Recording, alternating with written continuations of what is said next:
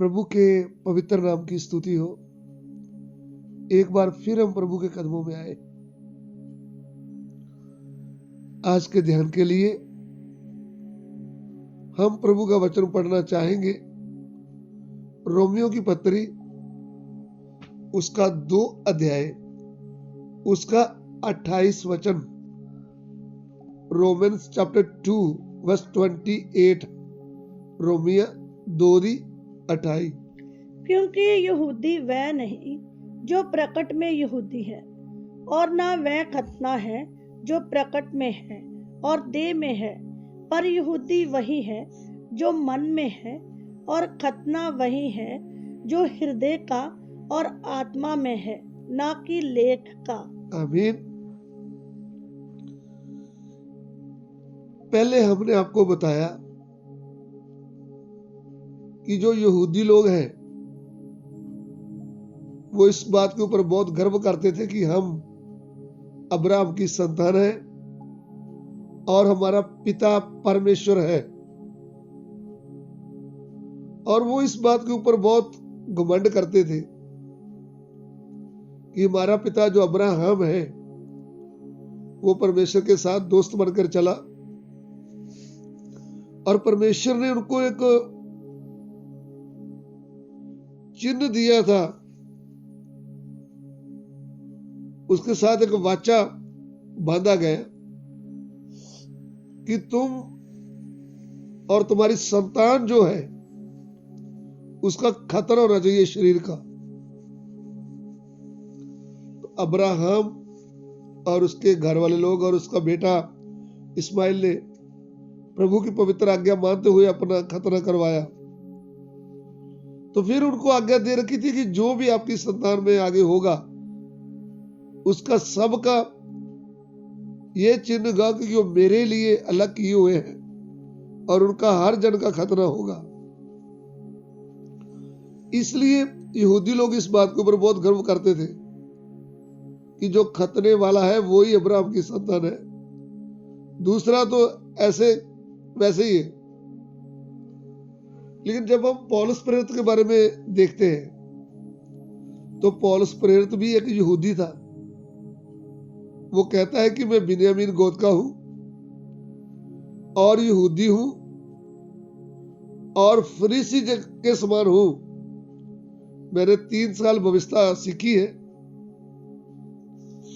और प्रभु के लिए जलन रखने वाला हूं। तो यहूदी होते हुए भी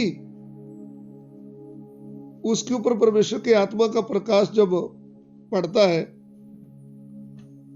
तो उनको ये समझ आ गया कि जो बाहर से खतना हुआ है देह का, वो तो खाली घमंड करने के लिए है। खतने का कोई फायदा इतना नहीं है जब तक मनुष्य का मन नहीं बदलता। इसलिए पौलुस लिखते हैं कि ना तो खतने वाला कुछ है और ना ही बिना खतने वाला। गलातियों की पत्री 5:6 पढ़िएगा। मसीह यीशु में ना खतना और ना खतना रहत कुछ काम का है। ना ही तो खतने वाला और ना ही खतना किया हुआ किसी काम का है, क्योंकि खतना किए हुए को भी उद्धार नहीं हुआ था। यीशु मसीह कौन है करके उसको जानने के लिए भीतर की आंखें नहीं खुली थी।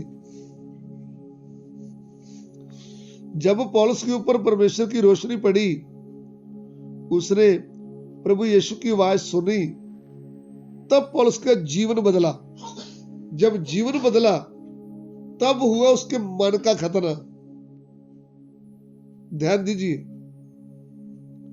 पहले तो बाहरी खतरे के ऊपर गर्व करते थे, घमंडी थे, जीवन में परिवर्तन नहीं हुआ था, यीशु मसीह से नफरत करते थे और कभी भी ये मानते नहीं थे कि यीशु ही वो आने वाला मसीह है। और जो प्रभु यीशु मसीह के ऊपर विश्वास करके उनकी आराधना करते थे उनको मारपीट करते थे। ये एक भेद उनके ऊपर खुला ही नहीं था। लेकिन जब परमेश्वर की रोशनी पड़ी, भीतर की आंखें खुली, पौलुस का जीवन बदल गया।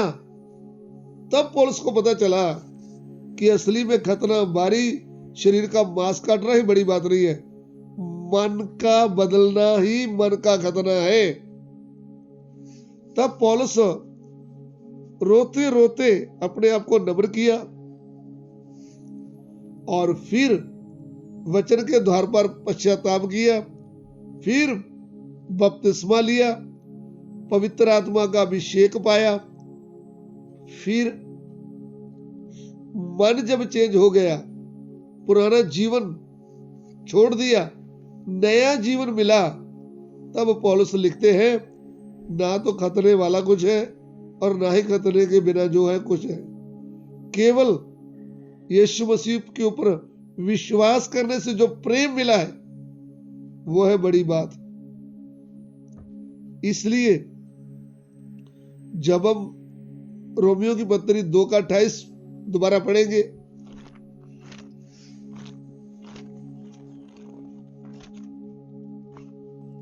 क्योंकि यहूदी वह नहीं जो प्रकट में यहूदी है। यहूदी वो नहीं जो सामने दिखता है, बाहरी तौर पर यहूदी रीति रिवाज में, जो अपने आप को कहता है ना मैं यहूदी हूं, और बाहरी तौर पर रीति रिवाज रखा हुआ है। पौलुस कहते हैं असली यहूदी वो नहीं जो सामने दिखता है, प्रकट है, और ना वह खतना है जो प्रकट में है और देह में है। ना ही वो खतना है जो सामने दिखता है, जो देह का खतना हुआ है।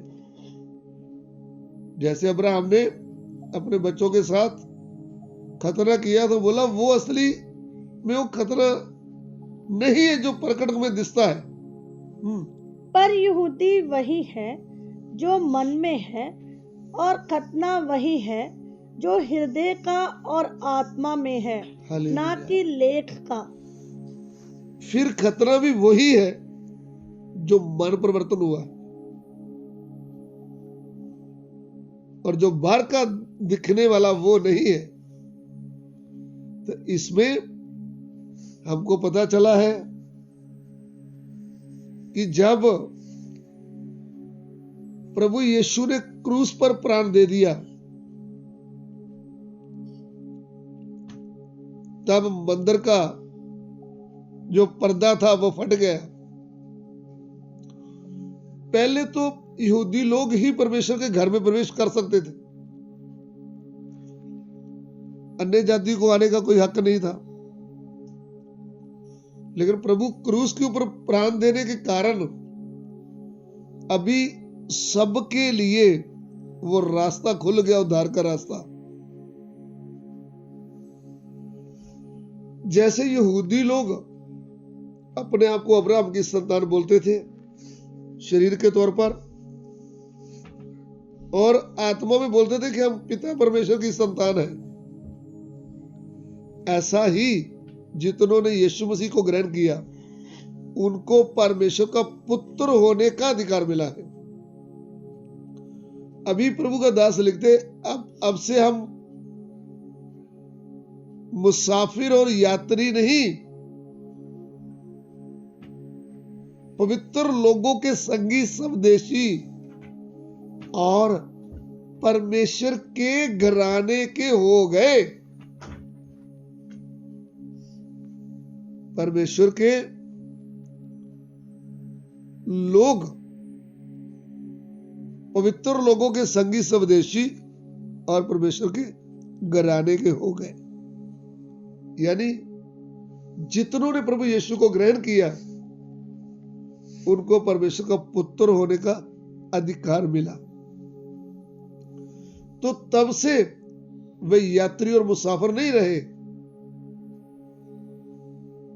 परमेश्वर के पुत्र बनने का अधिकार उनको मिला। अभी यहूदी में और